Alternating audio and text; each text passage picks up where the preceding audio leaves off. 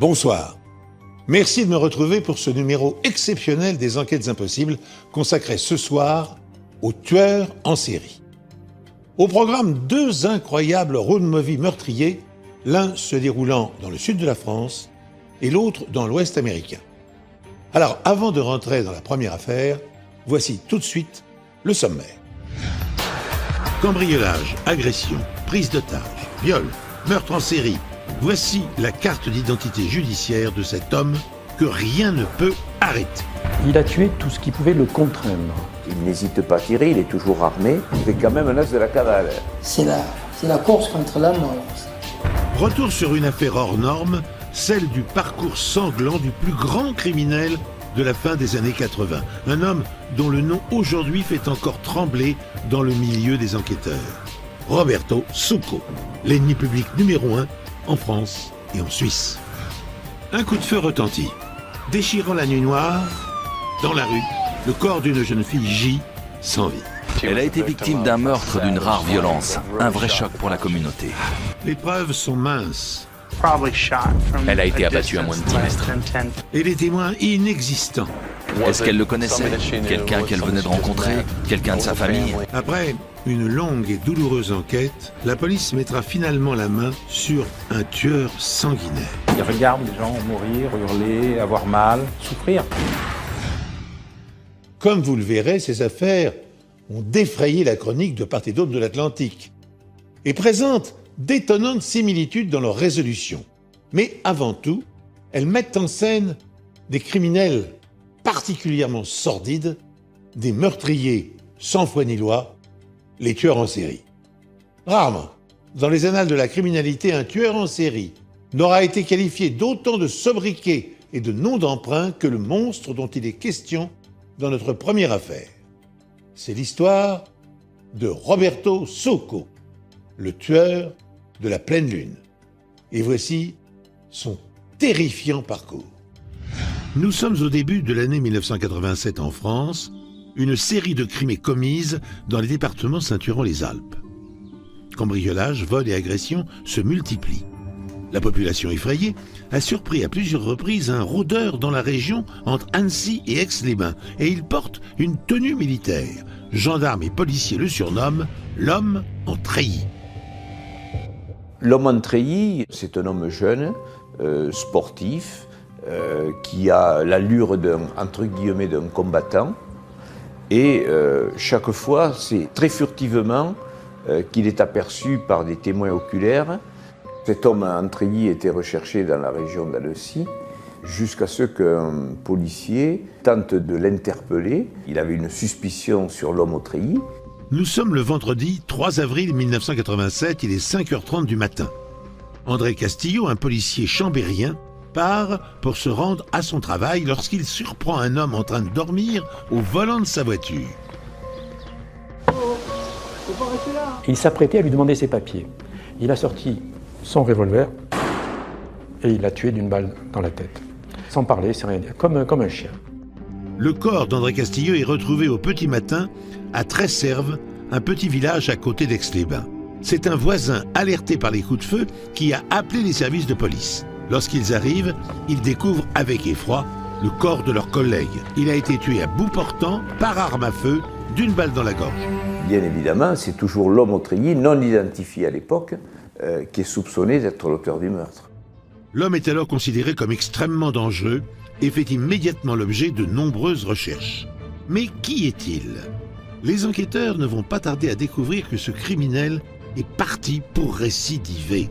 Fin avril, Jean-Marie Ribert, un chauffeur de taxi de la région de Gap, dort dans sa voiture sur une aire de repos. Il est 22h. Dans son rétroviseur, deux phares s'avancent vers lui. La voiture se gare à une dizaine de mètres derrière moi, on va dire.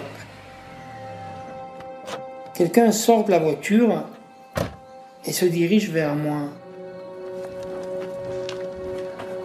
Et quand il s'est approché de moi, il a sorti une arme. Je me rends vite compte que c'est pas tellement l'argent qui l'intéresse, c'est la voiture. Là où il y a une aggravation des choses, c'est quand il me dit ouvre le coffre,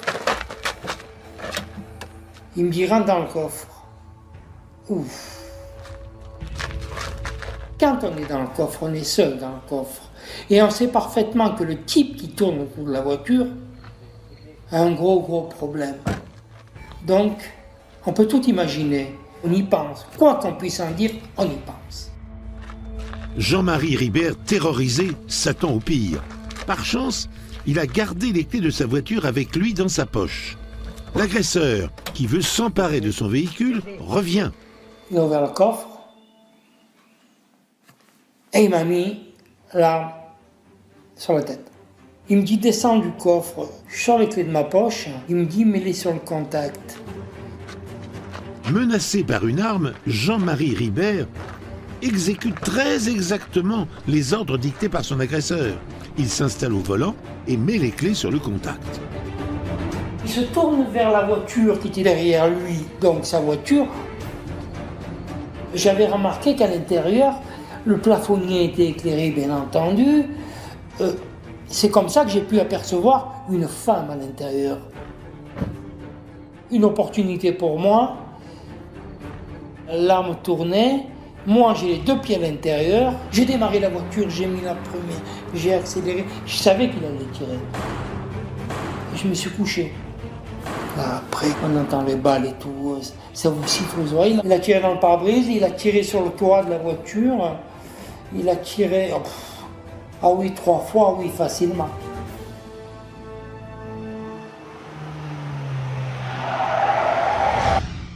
Jean-Marie Ribert, le chauffeur de taxi, est conscient d'avoir échappé de peu à la mort.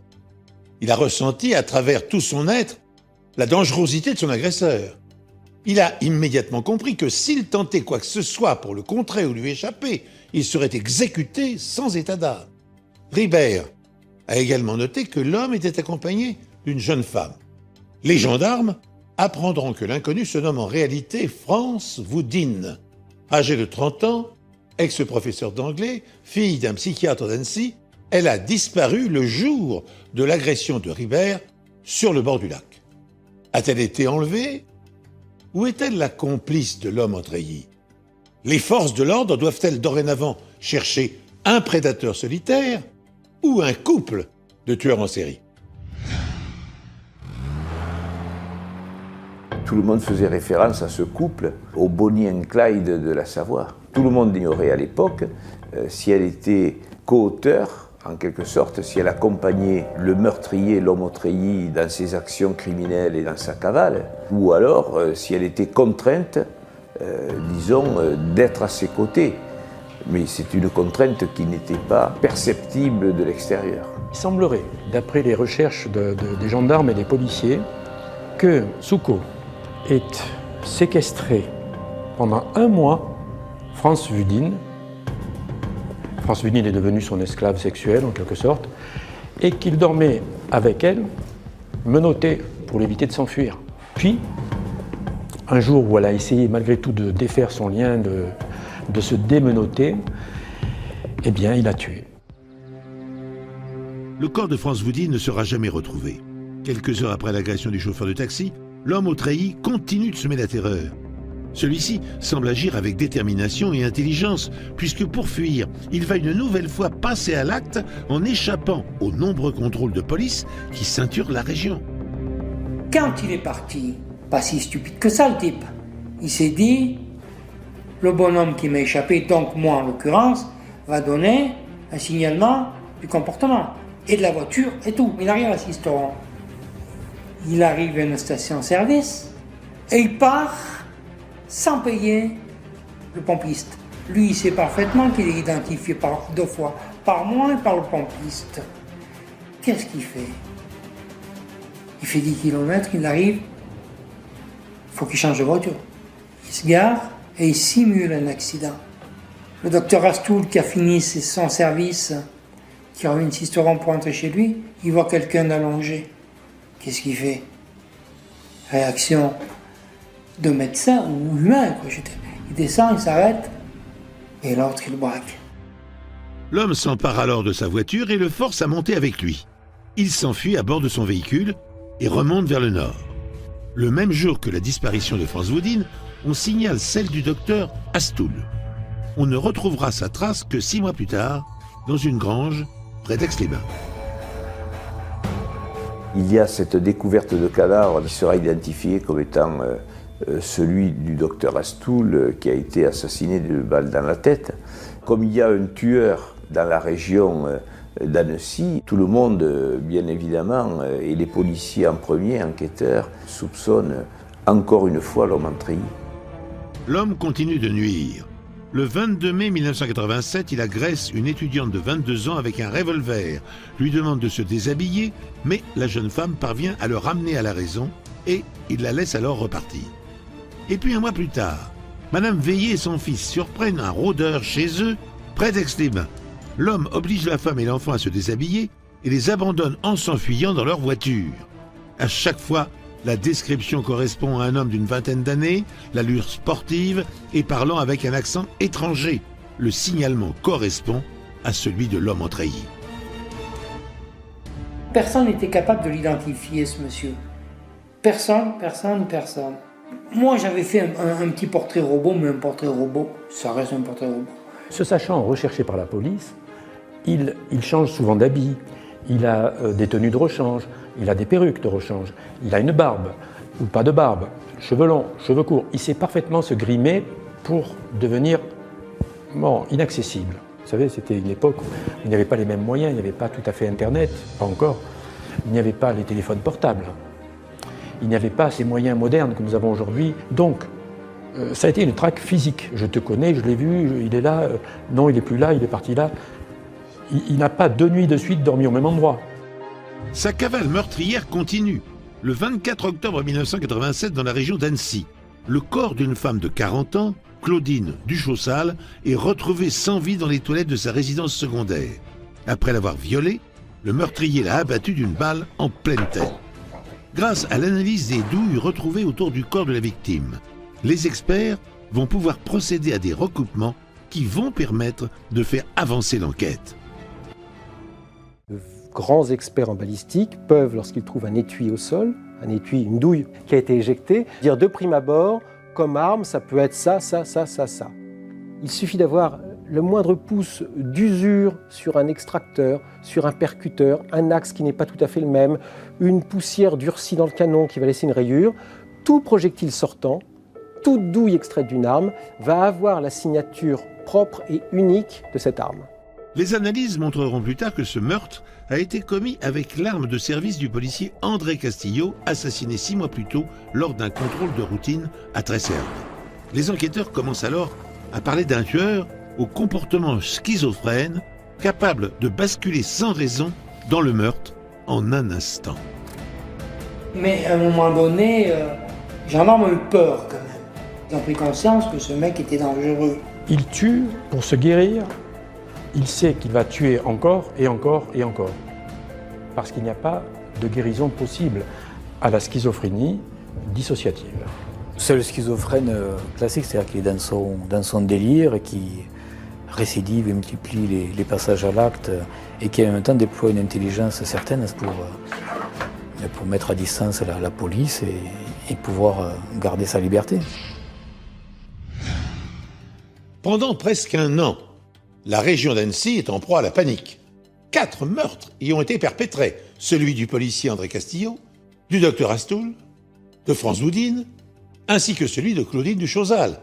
Et à ces crimes de sang s'ajoutent cambriolage, délits divers et vol de voiture. Alors parvenus à ce stade d'une enquête qui piétine, gendarmes et policiers sont maintenant convaincus d'avoir affaire à un seul et même tueur. Surnommé par la presse l'homme en treillis ou encore le tueur de la pleine lune, il est devenu l'ennemi public numéro 1. Estimant sans doute sa sécurité menacée dans la région d'Annecy, le psychopathe se rend à Toulon, où il se fait alors connaître sous le pseudonyme d'André. Celui qui se fait désormais appeler André débarque alors dans les bas quartiers de Toulon. Il descend dans différents hôtels, fréquente plusieurs bars en quête de rencontres féminines. Il va très vite se faire de nouveau remarquer. Il aimait festoyer dans les bars Et à partir de là, il se promenait souvent avec des hôtesses, ce qui a provoqué, disons, une altercation avec d'autres noctambules. Souco, même lorsqu'il s'amuse, ne supporte pas la moindre contrariété. Or là, il va se disputer les faveurs de 3 serveuses. La querelle s'envenime, elle s'achève à l'extérieur. Souco va se saisir de son arme dans la voiture et tire sur un homme qui est grièvement blessé et qui restera handicapé. Tout ça pour les faveurs de 3 serveuses. C'est ça qui va entraîner sa perte en quelque sorte, parce que à partir de là, la police judiciaire de Toulon va chercher qui est ce mystérieux jeune homme qui s'est permis de tirer comme ça sur un homme pour 3 fois rien. La police de Toulon prend l'affaire très au sérieux. Un coup de feu a été tiré dans un quartier très fréquenté, blessant un homme. Les 2 serveuses qui accompagnaient l'auteur du tir sont rapidement identifiées. Elles travaillent au bar d'Enfer, un établissement chaud situé dans le quartier du Petit Chicago de Toulon. Leur logement est localisé à l'hôtel Prémar, à quelques pas du port. 2 inspecteurs de police sont envoyés pour perquisitionner leur chambre. Il s'agit de Michel Morandin et Claude Ayazi. Les policiers Morandin et Ayazi, évidemment, ils fouillent les lieux. Ils opèrent la perquisition dans la chambre occupée par les 2 filles. Surgit M. André, antérieurement l'homme au treillis. Sans trembler une seconde, il comprend que les gens qui sont là sont des policiers français. Il tire d'emblée sur Ayazi sans l'achever. Et bien sûr, il est poursuivi par M. Morandin. Morandin est projeté au bas de l'escalier de l'hôtel, ce qui prouve la folie totale de cet homme, alors que Morandin réclame la vie sauve. Eh bien, il l'achève d'une balle sous l'oreille en lui tenant le lobe. C'est une horreur totale. C'est la stupeur à partir du moment où, à l'issue d'une altercation aux abords d'un établissement de nuit pour un coup de feu qui a été tiré, qu'un fonctionnaire de police soit grièvement blessé, un autre assassiné, c'est l'émotion. Moralement, l'antenne de police judiciaire de Toulon est anéantie. Le parquet fait appel au siège du SRPJ Marseille qui est saisi de l'enquête. On est toujours en face d'un assassinat de fonctionnaires de police avec un auteur inconnu. À partir de cette tragédie, on a compris qu'on avait affaire à plus qu'un fou, un fou dangereux, un schizophrène qu'il fallait arrêter par n'importe quel moyen. L'homme qui se fait appeler André est un habitué des bars de Toulon. Il n'est pas passé inaperçu dans le monde de la nuit. Les enquêteurs localisent rapidement son logement dans la rue Nicolas Laugier. Quand les policiers arrivent, il n'est plus là. Mais il a laissé beaucoup d'indices derrière lui.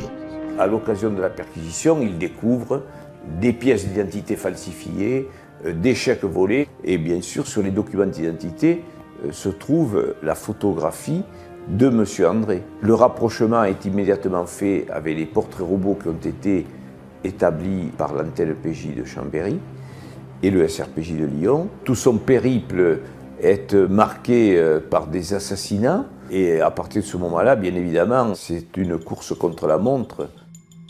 André s'est une nouvelle fois volatilisé. Il repart en cavale et change à nouveau d'identité. Armé et dangereux, l'homme sait se montrer agréable et sympathique aux yeux de ceux qu'il manipule. Sous son air angélique se cache un tueur fou. Ses moyens de subsistance, c'est l'escroquerie. Dans le processus de l'escroquerie, il y a la mise en confiance. Dans les bars toulonnais qu'il fréquentait, il était perçu comme étant assez sympathique, jovial, sportif, assez agréable, quoi. Mais ceci dit, il y a des moments où ça bascule. Sans prévision, on se trouve dans le passage à l'acte immédiat et dans une atrocité qu'on ne saurait imaginer de la part de cet homme. Chez lui, tuer répond à une irrépressible envie. Il tue parce que son angoisse est telle que seul donner la mort, l'acte criminel, lui permet de faire tomber la pression en lui. C'est un délire cyclotimique, ça monte, ça descend. Il tue, ça redescend. Le prédateur se révèle ensuite sous son véritable jour parce qu'il devient un loup solitaire qui sera désigné en France sous le vocable du monstre de Mestre. C'est parce qu'il est capable de tuer froidement des gens qui ne lui ont rien fait, des innocents. Le tueur fou est introuvable. la police française n'a toujours aucune piste sérieuse pour le localiser et stopper sa fuite meurtrière. Mais où est-il? C'est la question qui est sur toutes les lèvres des enquêteurs. Ils savent qu'il va continuer à tuer. 2 jours après l'assassinat du policier Michel Morandin à Toulon, un braquage d'une station-service est signalé en Suisse. L'auteur s'est enfui, mais on retrouve son véhicule. Au travers des diffusions qui ont été faites par les services d'Interpol, il est localisé en Suisse. Il est fait le rapprochement avec un braquage au cours duquel, après l'abandon de la voiture qui a été volée en France et la fuite de l'auteur, il est retrouvé un treillis, une cagoule et un pistolet automatique de calibre 22 long rifle. Où qu'il passe ou séjourne, Roberto Succo laisse derrière lui des traînées de sang. Et son mode opératoire est imprévisible. Le 30 janvier 1988, il arpente les rues tranquilles de Lys, un petit village suisse. Sans apparente préméditation, il pénètre dans un immeuble et se présente à la porte d'un appartement où Béatrice Hubert attend des amis. Il la ligote, sous la menace d'un revolver, et la viole dans son salon. Il réserve le même sort à une autre jeune femme qui, pour son malheur, avait rendez-vous avec Béatrice. Puis, comme si rien ne s'était passé, le psychopathe vide le réfrigérateur et s'installe tranquillement devant la télévision. Lorsque des forces de police prennent position autour de l'immeuble, Succo disparaît en enjambant une fenêtre. Et la cavale helvétique de celui qui se fait appeler André se poursuit. Les policiers suisses repèrent Roberto Succo du côté de Berne et il s'ensuit un échange de coups de feu entre Succo et les gardes suisses qui, autour de la gare de Berne, ont bien failli le coincer, mais encore une fois, il a réussi à leur échapper. C'est quand même un as de la cavale. Il a même un profil d'ancien légionnaire. Le treillis, la sveltesse, la façon dont il a de se mouvoir et autres. Il y a quelque chose de paramilitaire dans son attitude. Il est perçu comme un homme très dangereux. Il n'hésite pas à tirer, il est toujours armé. Les assassinats qu'il a commis, y compris de policiers, font que c'est, sur le moment, l'homme le plus recherché. Sa cavale meurtrière qui est en quelque sorte comme une fuite suicidaire. Hein. Il n'a rien à perdre. Il ne cherche pas non plus vraiment à cacher des indices, etc. Il a à la fois une part de chance, mais aussi cette organisation criminelle, le fait d'éliminer les témoins, d'avoir des papiers d'identité différents et de bouger constamment. L'homme en treillis, ou André, est introuvable. Il échappe aux forces de l'ordre avec une facilité déconcertante. Certains critiquent alors le manque d'efficacité des services de police. Le terrain apporte énormément d'éléments et souvent des solutions. Et pour ce garçon-là, je pense que le terrain n'a pas été bien maîtrisé. Il a séjourné avec quand même des crimes horribles dans un secteur. Il a squatté des endroits et personne n'a ni constaté, en poussant des portes de grange ouvertes, en disant bon, tiens, qui c'est qui a vécu là, un sac de couchage et tout, et ni recueilli le témoignage, parce qu'on a bien su qu'il avait squatté telle ferme et compagnie, donc des gens ont vu, mais l'information n'est pas arrivée. La particularité de ces crimes, c'est que souvent le corps est laissé sur place et puis on n'a pas dissimulé ni l'ADN ni rien. On a des gens comme ça qui ont fait des séries et qu'on n'a pas trouvées parce qu'on ne les a pas identifiés. Il est toujours recherché au plan international, et notamment au plan européen. Il va tenter de prendre en otage pour couvrir sa fuite, parce qu'il est poursuivi par la police suisse, une dame. Une institutrice du côté de Lys, un petit village suisse. Celle-ci devra la vie sauve, elle aussi, à son instinct de conservation. Voilà une femme admirable, qui est restée maître de ses nerfs, qui a fait parler Succo comme un psychiatre saurait le faire. Elle l'a amadoué.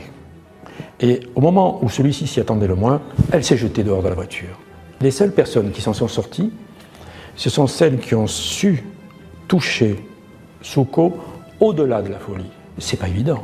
Vous savez à qui vous avez affaire, vous avez plus tendance à faire ça qu'à parler, qu'à copiner, qu'à tutoyer, etc. Nous sommes le 28 février 1988. Le tueur fou passe la frontière suisse pour regagner l'Italie, son pays natal. Il revient chez lui, dans la banlieue de Trévise. Il reste l'ennemi public numéro 1. On le recherche toujours activement au niveau international.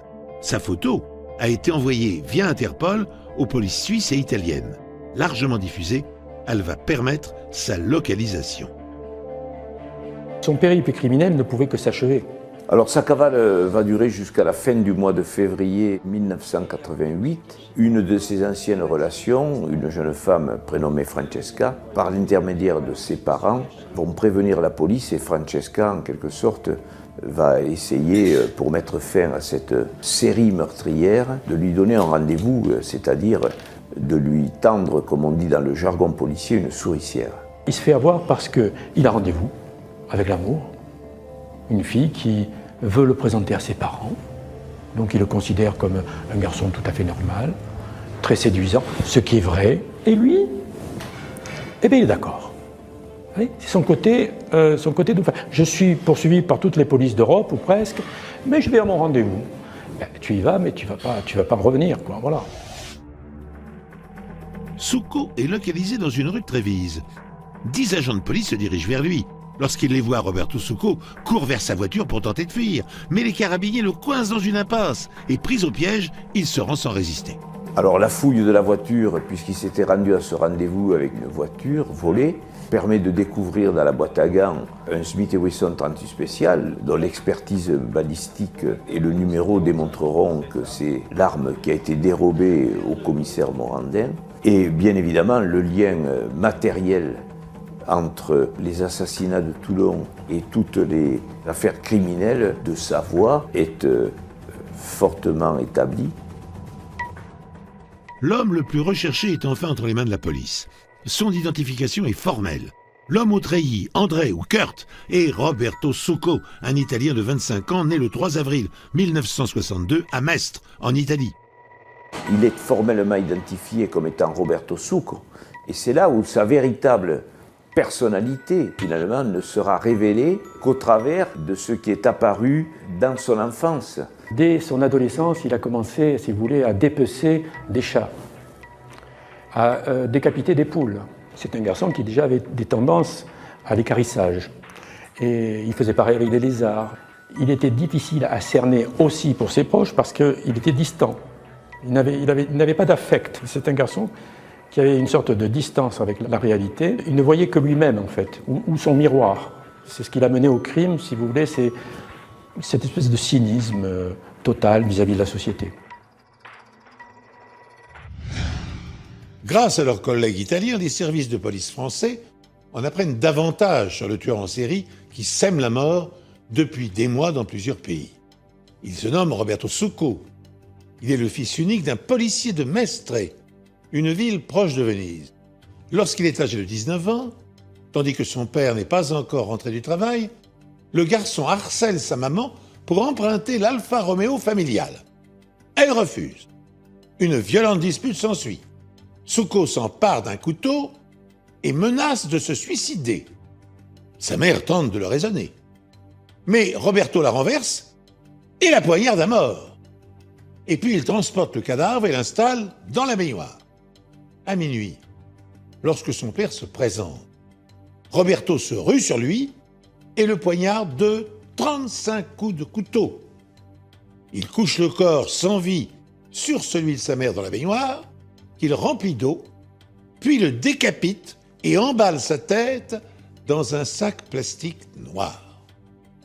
Après avoir nettoyé l'appartement couvert de sang, Succo prend la fuite au volant de la voiture qu'il convoitait.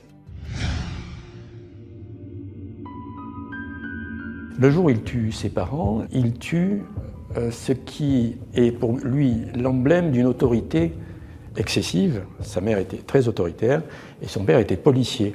Et donc, il a tué tout ce qui pouvait le contraindre. C'est-à-dire que c'est un garçon qui n'admettait pas la moindre frustration, comme souvent les schizophrènes ou les malades mentaux. On peut se poser la question, est-ce que vraiment il tue des policiers parce que c'est l'image du père qu'il a peut-être fait souffrir durant son enfance, ou est-ce qu'il tue pour assurer sa fuite? Les parricides sont généralement commis par des gens qui ont des troubles psychiatriques. Ce qui est tout à fait le cas de Roberto Succo, puisque à plusieurs reprises, il a été qualifié de totalement irresponsable de ses actes, et donc c'est un schizophrène. Faut dire que cette catégorie de serial killer est extrêmement rare, puisque à peu près 99% des tueurs en série sont totalement reconnus responsables de leurs actes. On peut avoir des personnes qui sont totalement irresponsables, qui sont vraiment dans un état d'aliénation totale. Et comme elles ne peuvent pas faire la différence entre le mal et le bien, elles n'ont pas eu conscience d'agir mal. Ces personnes-là ont besoin d'être soignées, elles ne peuvent pas être jugées et elles ne peuvent pas être incarcérées. Et elles seraient d'ailleurs un danger pour les autres détenus, voire pour les gardiens. Rapidement soupçonné d'être l'auteur du meurtre de ses parents, Succo est recherché activement par la police de Venise.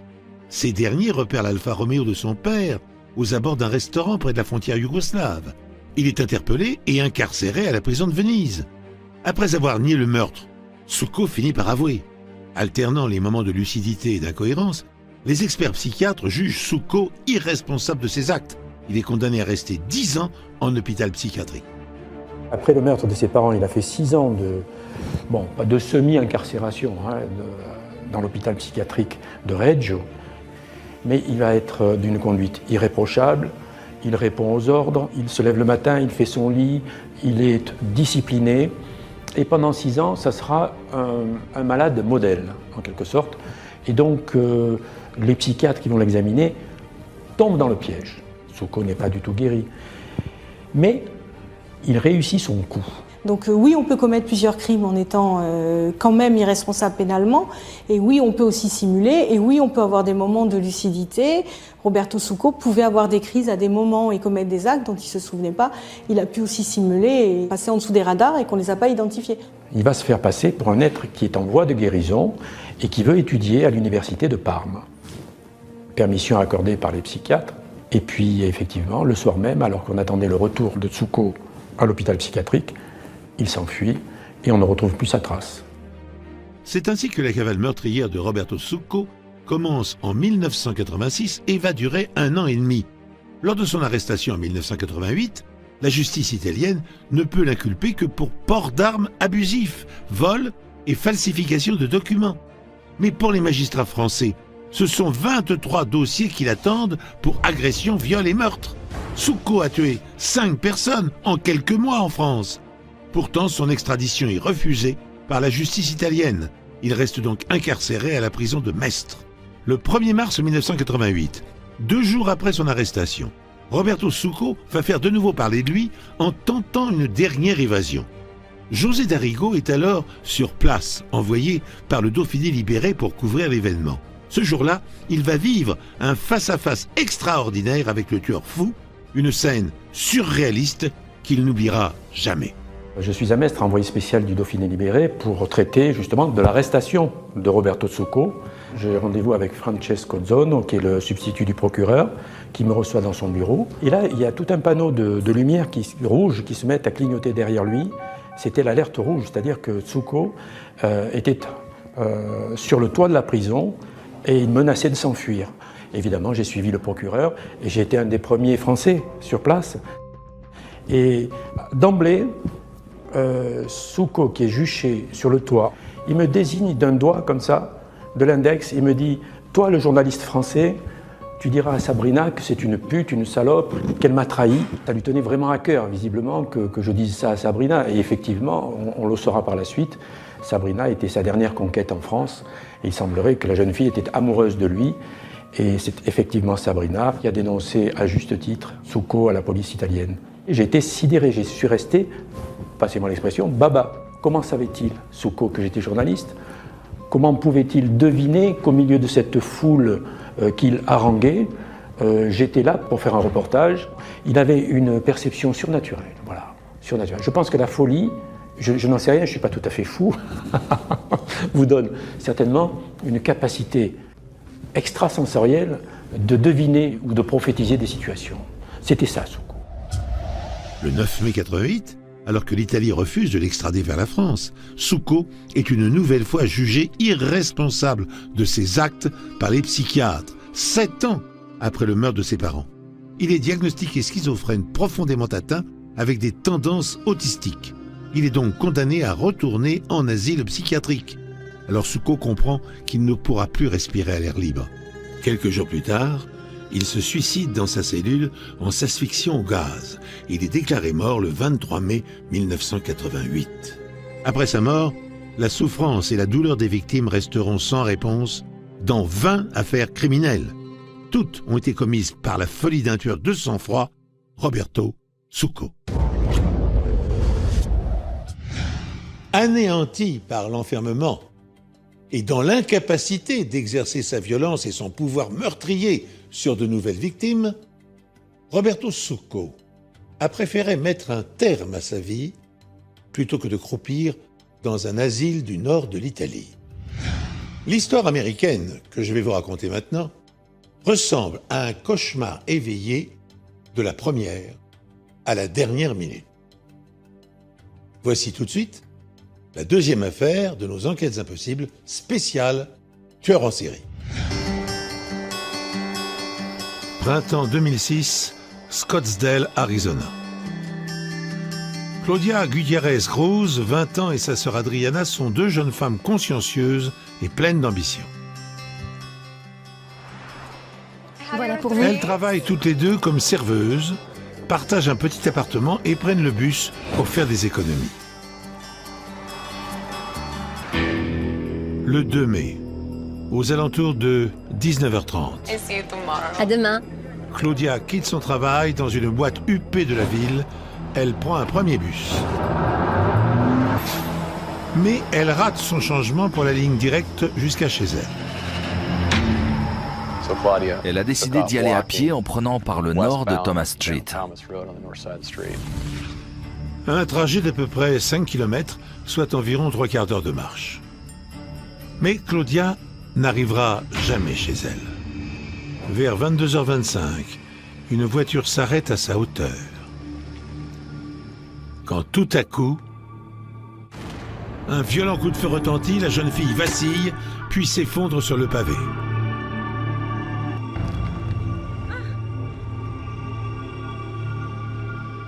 Claudia vient d'être touchée par une balle de fusil à grenaille. Elle perd beaucoup de sang. À peine consciente, Claudia réussit à ramper péniblement jusqu'à la rue. Des passants découvrent la jeune fille qui se vide de son sang et appellent immédiatement les secours. On a besoin d'aide. Une jeune fille a été blessée. On l'emmène d'urgence à l'hôpital, mais pendant le trajet, Claudia perd définitivement connaissance. Les médecins tentent tout pour le tout, mais il est trop tard. La jeune fille succombe à ses blessures. Adriana, sa sœur aînée, reçoit un coup de téléphone fatidique. J'ai d'abord pensé à mes parents, à mes frères. Comment fait-on pour annoncer une telle nouvelle à sa famille? Je ne savais pas quoi faire, j'étais totalement perdue. On n'était que toutes les deux ici, on avait tout quitté.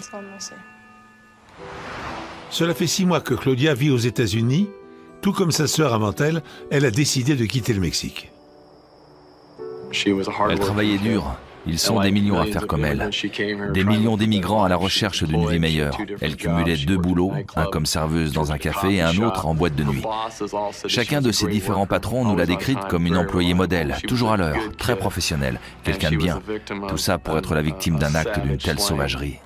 Beaucoup de questions restent en suspens. Pourtant, la police a déjà un suspect.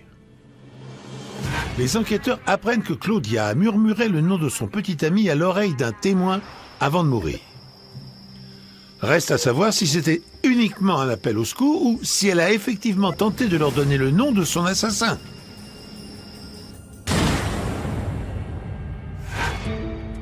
Claudia et Félix ne se connaissent que depuis 3 mois. Pourtant, et selon bon nombre de témoignages, ils vivent une relation tumultueuse depuis le premier jour. Est-ce que vous les entendiez souvent se disputer? Oui. Tumultueuse, le terme exact employé par Claudia elle-même lorsqu'elle en parle à sa sœur. Mais lors de son audition au poste de police, Félix Seda s'effondre littéralement et il a l'air sincère. Je l'aimais. Seda a répondu à toutes nos questions sans le moindre problème. Où étiez-vous dans la nuit du 2 mai? Sans compter qu'il a un solide alibi. Apparemment, il dormait profondément lorsque son colocataire l'a réveillé. C'est en tout cas ce qu'il prétend. Quoi? Téléphone pour toi. Réveillé par un appel de la police depuis le lieu du crime, On l'a appelé relativement peu de temps après le meurtre. Donc il a appris la nouvelle très tôt. il ne pouvait donc pas se trouver à deux endroits différents au même moment. La police se remet aux experts, peut-être leur dernier espoir de trouver un indice qui pourrait les mettre sur la piste du tueur. Relevez les douilles. Mais à part les traces de sang laissées par Claudia, rien. Dans sa poche, $30 en argent liquide et un ticket de bus. Ce même bus qui aurait dû la conduire chez elle en toute sécurité si elle n'avait pas raté son changement. Le véhicule a dû s'arrêter à sa hauteur. Elle a été tuée à bout portant. À bout portant, oui, si bien qu'un fragment de douille est resté coincé dans le corps de Claudia. On s'est empressé de relever cette pièce à conviction et de la remettre aux mains de nos experts en balistique pour qu'ils puissent l'analyser. Et on a eu la réponse assez vite. Il s'agissait d'un fusil calibre 410. Un calibre plutôt inhabituel pour ce genre d'affaires. C'est en effet le plus petit modèle sur le marché, le plus souvent utilisé comme arme d'entraînement. Et la raison est simple, c'est une arme avec très peu de recul. Mais à bout portant, elle peut faire des ravages. Les enquêteurs ont pu établir que l'agresseur de Claudia l'a abattue à moins de 10 mètres avec un calibre 410. Or, il y a des milliers de fusils de ce type en circulation dans le pays.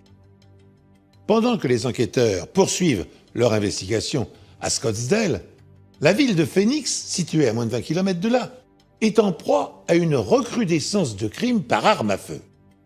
Cela fait 1 an qu'un duo meurtrier circulant de nuit se livre à des exécutions sommaires sur des passants pris au hasard.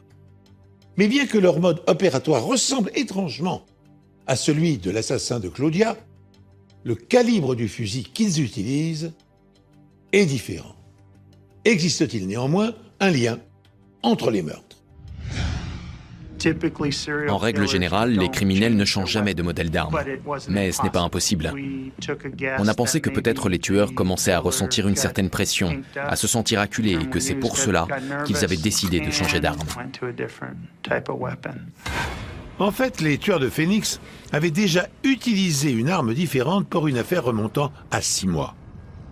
Et justement, c'est un fusil calibre 410, la même arme que celle qui a tué Claudia. Cela ne fait plus aucun doute pour la police. Claudia Gutierrez Cruz est la 7e victime de l'équipe qui sévit dans la région de Phoenix depuis plus d'1 an. Et ce n'est peut-être que le début. Chez les serial killers, il y a moins de 5% de ces tueurs multirécidivistes qui vont utiliser une arme à feu. Pourquoi? Parce qu'ils sont dans ce désir de toute puissance, de contrôle de la victime, donc en règle générale, ils ont besoin d'un contact intime avec la victime. Ce que craignait la police se confirme dès les semaines suivantes.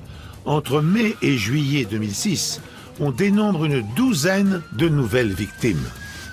Heureusement, aucune d'entre elles ne trouve la mort, mais la panique s'installe dans les rues de Scottsdale. La piste du terrorisme ne tient pas debout. Quand on voit la personnalité des victimes, et puis le fait aussi que lorsqu'il y a des attentats terroristes, en règle générale, il y a une certaine forme de revendication. Et là, dans ce cas précis, il n'y a absolument aucune revendication. Les agences d'État régionales et fédérales unissent donc leurs forces pour créer une unité opérationnelle spécialement détachée aux affaires de la région de Phoenix. Une unité qui comprend plus de 70 enquêteurs à temps plein pour ne négliger strictement aucune piste. Les criminels ont laissé de nombreux témoins derrière eux, dont plusieurs survivants des agressions. Et tous leur donnent la même description, 2 individus de race blanche au volant d'une berline de couleur claire, probablement de marque Toyota, modèle Camry. Et un détail sordide ne leur a pas échappé. Pour chaque victime, les 2 criminels restent sur les lieux pendant leur agonie, comme s'ils prenaient un plaisir non dissimulé. Il y a cette notion de plaisir. Ça peut être un plaisir sexuel, mais pas toujours. C'est en tout cas le plaisir de tuer.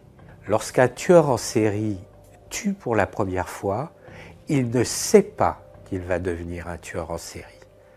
C'est parce que ça répond à un fantasme qu'il a, de se venger de la société, de la haine des femmes, de la haine de ses parents, ou un fantasme de viol. Mais lorsqu'il tue, ils se rendent compte qu'il y a un plaisir énorme pour eux. Donc, ils ont envie de revivre ce plaisir intense. Après chaque coup de feu, ils n'avaient pas l'air particulièrement pressés de s'échapper. Ils se hissaient même de leur siège pour être aux premières loges et repartaient tranquillement comme si de rien n'était. Dans la vie, rien n'égale ça. Pas la plus jolie des filles, ou le stupéfiant le plus pur, ou la plus grosse moto, voiture, enfin, imaginez tout ce que vous voulez. Rien n'égale ça. C'est-à-dire le passage à l'acte et l'absorption de la vie. Malgré l'immense dispositif déployé par les forces de l'ordre, les 2 tueurs de Phoenix sont toujours introuvables. Et le 22 juillet 2006, ils récidivent. Ils abattent un homme d'origine hispanique sur son vélo. Il en réchappe de justesse. La pression devenait de plus en plus terrible. Avec les 2 tueurs toujours en cavale, c'était la panique dans toute la ville. Tous les journaux télévisés, pendant près d'1 an, dans la région, ne parlaient que de cette affaire en ouverture des informations télévisées. Donc forcément, ça entretient un certain sentiment de panique et les 2 tueurs vont jouir aussi de cette panique qu'ils créent. Chaque renfort était le bienvenu. On demandait à tous les enquêteurs de la ville de bien vouloir nous donner un coup de main. Il nous fallait du monde pour les surveillances, pour suivre telle ou telle piste, pour vérifier telle ou telle chose. L'affaire accaparait absolument tout le monde. Les tueurs ne laissaient quasiment aucune trace, si bien que la police commençait à être à court de témoins ou d'indices. Ils étaient englués dans un vaste réseau d'autoroutes, de milliers de routes et de dizaines de milliers de rues. C'est un véritable labyrinthe à l'intérieur duquel la police devait chercher. 2 hommes dans la nuit à la recherche d'une nouvelle victime. Et tout ça sans le moindre témoin catégorique. Du coup, ils se sont mis à chercher du côté des gens seuls qui avaient l'habitude de rentrer chez eux en pleine nuit.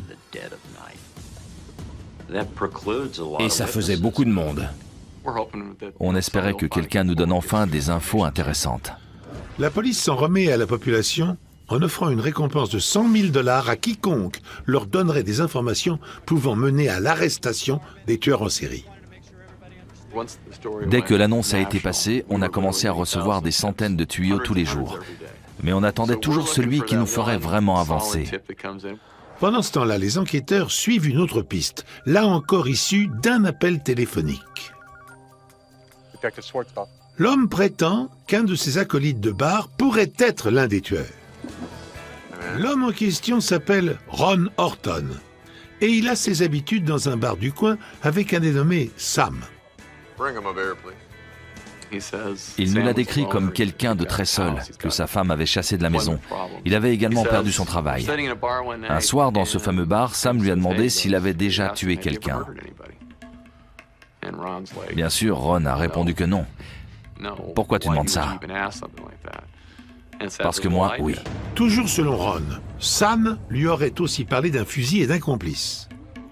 Bien entendu, il pourrait uniquement s'agir de vantardises de comptoir. Seulement voilà, le type d'arme utilisée n'a jamais été révélé dans la presse. Horton nous a enfin dit qu'il, à savoir au moins 2 hommes, faisaient ça pour leur plaisir, au hasard des rencontres. De la violence récréative selon ses propres dires. Là, ça a commencé à vraiment nous intéresser. C'est devenu la priorité numéro 1. Il fallait absolument qu'on fasse venir Ron le plus vite possible pour l'auditionner et en savoir un peu plus. Mais Ron va faire encore mieux. Il va organiser un rendez-vous avec Sam dans leur bar en présence de la police. Seulement voilà, Sam ne répond plus aux appels ni aux SMS. La police se dirige une fois encore vers une impasse. Puis, Le 30 juillet 2006, une jeune femme s'apprête à croiser le chemin des tueurs. Robin Blasnek avait 22 ans. Elle vivait dans une famille très pratiquante. Selon les dires de tous, un vrai rayon de soleil. Ce soir-là, toute la famille est allée se coucher vers 22 h, juste après le film. Mes parents viennent de se coucher. Mais Robin décide finalement d'aller voir une amie tout près de chez elle. Je suis en route, je suis là dans 2 minutes. Tout à coup, une voiture surgit. Un coup de feu retentit. Touché au niveau de la hanche gauche, Robin s'effondre sur le bitume. Des voisins se précipitent à son secours, mais elle perd énormément de sang. Et ils ont beau faire le maximum, la vie de la jeune fille est en train de leur filer entre les doigts. Robin Blasnek est la 8e victime des tueurs en série les plus insaisissables dans les annales criminelles de l'État d'Arizona. De l'autre côté de la ville, Ron Horton est littéralement horrifié lorsqu'il apprend la nouvelle. Pour lui, ça ne fait aucun doute, c'est l'œuvre de Sam. Le 31 juillet, il parvient enfin à le joindre au téléphone. Les deux hommes conviennent d'un rendez-vous le lendemain dans leur bar favori. Les enquêteurs seront de la partie et ils ne sont pas au bout de leur surprise. La police apprend que le fameux acolyte s'appelle en réalité Sam Ditman. En jetant un œil à son casier, on s'est vite aperçu qu'il avait déjà été arrêté pour divers délits. Ça allait de vol à l'étalage à agression, en passant par incendie criminel. Le 1er août 2006, des policiers en civil attendent donc Sam Ditman dans le bar où il a rendez-vous avec Horton. Mais Ditman n'est pas seul. Il se fait déposer par un deuxième homme au volant d'une Toyota Camry de couleur claire, un modèle qui n'est pas sans rappeler quelque chose aux enquêteurs. La piste devient de plus en plus intéressante. En vérifiant l'immatriculation, on a eu le nom de son propriétaire, Dale Hausner. Dès que j'ai vu le véhicule, j'étais sûr que c'était celui décrit par les témoins. Dale Hausner, 33 ans, devient immédiatement le deuxième suspect principal. Pendant qu'une première équipe garde un œil sur Ditman, à l'intérieur, une seconde se met en filature sur Dale Hausner. En France, en fait, comme dans tous les pays du monde, on fait exactement la même chose. C'est-à-dire que d'abord, on filoche, on suit. Ensuite, on intercepte, on écoute. Récemment, on balise, on met un élément de géolocalisation. Et puis, l'arrivée des téléphones portables a permis de faire tout ça en même temps. Donc, on peut géolocaliser en regardant qui a appelé qui, de quel endroit vers quel endroit. Et dans certains cas, on peut écouter, c'est-à-dire enregistrer la communication et pas seulement les données de connexion. Pendant qu'Hausner s'arrête quelques minutes au supermarché, un policier en profite pour lui coller un mouchard. Plus tard dans la soirée, Hausner revient au bar pour récupérer Ditman. On avait l'émetteur sur leur voiture, 9 unités complètes en filature, un renfort aérien avec l'hélicoptère, on ne les lâchait pas d'1 centimètre. Pourtant, Hausner multiplie les détours et les fausses pistes comme s'il craignait d'être suivi. Je crois qu'ils ont dû emprunter toutes les voies principales de la ville. Ils ralentissaient, ils accéléraient, ils s'arrêtaient net pour faire demi-tour. Ça a duré des heures. Et nous, on était derrière. Mais la police se rend vite compte d'une chose, les deux hommes n'ont pas peur d'être suivis. Ils sont simplement à la recherche d'une nouvelle occasion, d'une victime isolée. Heureusement, aucun coup de feu ne sera tiré cette nuit-là. À la place, les deux hommes finissent par se rendre auprès de Tempe, toujours en Arizona, au domicile de Dale Hausner. Une équipe de surveillance se met en place aux abords de la résidence. 24 heures sur 24, elle surveille. Il ne reste plus qu'à attendre qu'il commette une erreur. Le doute n'est plus permis. Les policiers sont persuadés d'être parvenus à identifier et à localiser les auteurs des fusillades nocturnes qui endeuillent les rues de Phoenix depuis des mois. Pour l'heure, les policiers montent une garde discrète mais permanente aux abords de l'appartement de Dale Hausner, qu'ils ont mis d'ailleurs sur écoute. Le lendemain matin, un policier en planque aperçoit Dale Osner en train de vider ses poubelles. Dès que le suspect est rentré chez lui, les enquêteurs se jettent sur l'occasion et récupèrent les précieux sacs. Et la pêche va être miraculeuse. On a retrouvé un plan de Phoenix avec des annotations qui correspondaient parfaitement au lieu des agressions. Mais la preuve qui a absolument tout changé, on l'a trouvée dans une canette de soda vide. Une cartouche calibre 410 qui correspondait en tout point à celle retrouvée sur le corps de Robin Blasnek. Les enquêteurs obtiennent l'autorisation de mettre le domicile d'Osner sur écoute, où Dittmann semble également habiter. Il ne faudra pas longtemps aux enquêteurs pour relever dans leur conversation les preuves irréfutables qu'ils sont bien les tueurs recherchés.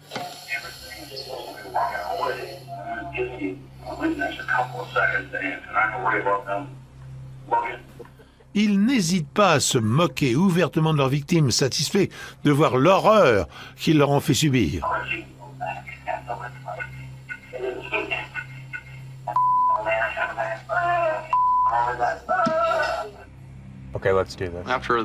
Après avoir entendu tout ça, nos supérieurs ont estimé qu'on en avait suffisamment pour se permettre de les mettre en garde à vue. Une équipe du SWAT lourdement armée se met en place autour de l'appartement, puis lance l'assaut devant les deux suspects médusés. Leur cavale est enfin terminée.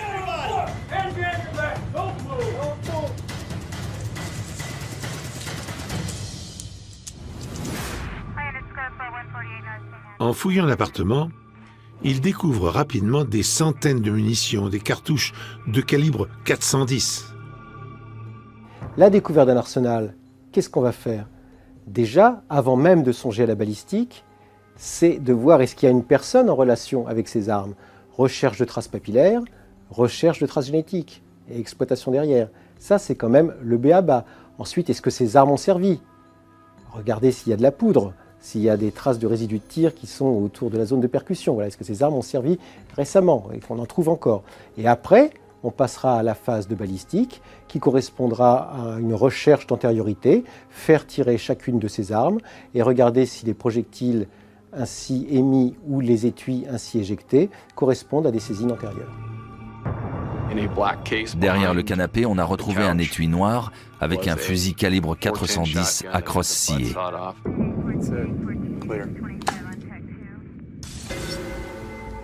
Le 4 août, la police auditionne Dale Osner et Sam Dittmann dans des salles d'interrogatoire séparées. Et ils comprennent très vite que c'est Osner le cerveau de l'équipe et que Dittmann s'est simplement laissé entraîner, grisé par la sensation de puissance que cela lui procurait. Vous savez pourquoi vous êtes là? L'affaire des tueurs en série? Qu'est-ce qui vous fait croire ça? Parce que j'habite avec le tueur. D'accord. Sam était un solitaire avec de gros problèmes d'argent. Quand il ne trouvait pas d'hébergement, il vivait de temps en temps dans la rue. Osner a profité de la situation pour l'entraîner là-dedans. Dittmann reconnaît finalement avoir lui-même pressé la détente de temps à autre, non sans marteler que c'est Osner qui l'a poussé à faire tout ça. Mais très vite, Dittmann a pris goût à ce déferlement de violence, prenant ça comme un jeu. Au final, il était bien content d'être sur le devant de la scène. Sur les écoutes, on l'entend très clairement se vanter de ses crimes, tout autant qu'Osner. De son côté, Osner nie tout en bloc. Vous n'avez pas commis ces agressions ensemble? Vous plaisantez? Jamais de la vie. Malgré sa réticence à avouer, il n'est pas avare de théorie sur la question et il a envie de parler. Oui, je l'ai vu à la télé. Voilà ce qui arrive quand on se balade seul à 3h du mat. On se fait shooter. À croire qu'ils n'ont pas retenu la leçon, ils ne prennent pas ça au sérieux. Moi, je prendrais jamais le risque de marcher seul en pleine nuit. Voilà, on parle de ça, c'est tout. Aussi du fait que malgré tous les policiers dehors, ils n'ont aucune idée de qui c'est. Honnêtement, ils vont être très durs à attraper.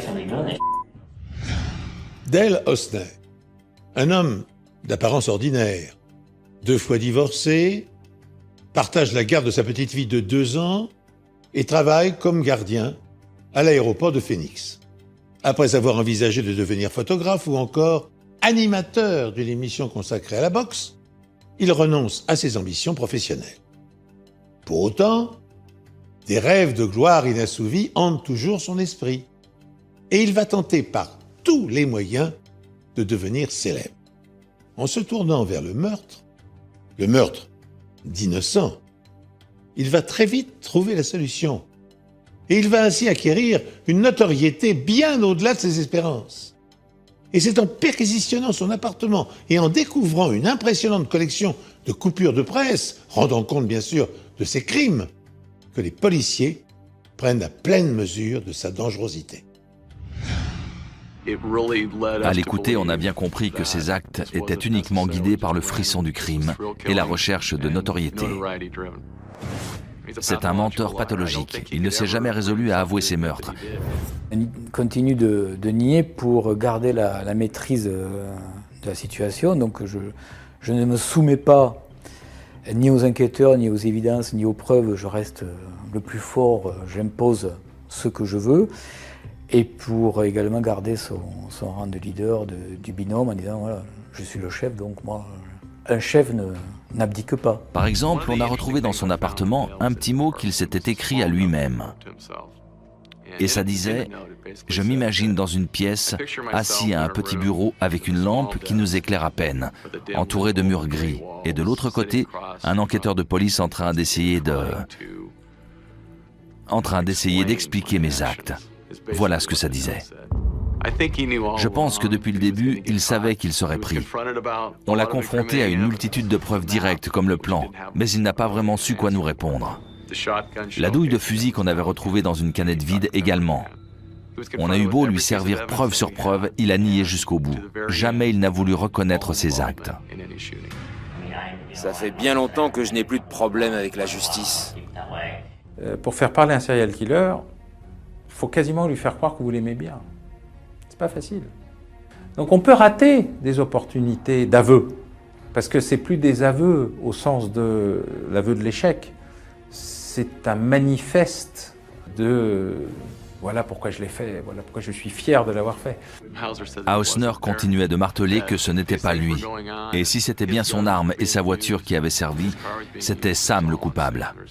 Il n'aurait jamais participé à de telles atrocités. Il avait une petite fille, un travail respectable.